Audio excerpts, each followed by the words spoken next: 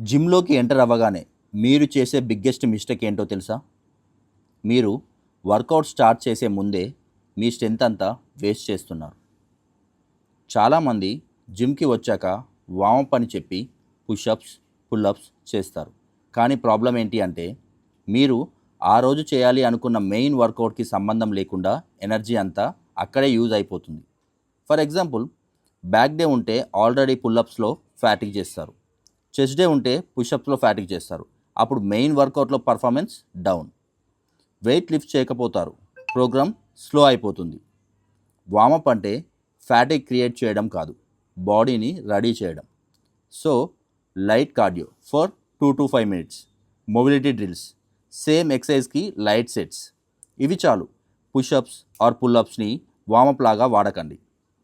జిమ్లో స్మార్ట్గా ట్రైన్ అవ్వాలి, హార్డ్గా కాదు. మీ ఎనర్జీని సేవ్ చేసుకోండి. అప్పుడే రియల్ ప్రోగ్రెస్ వస్తుంది.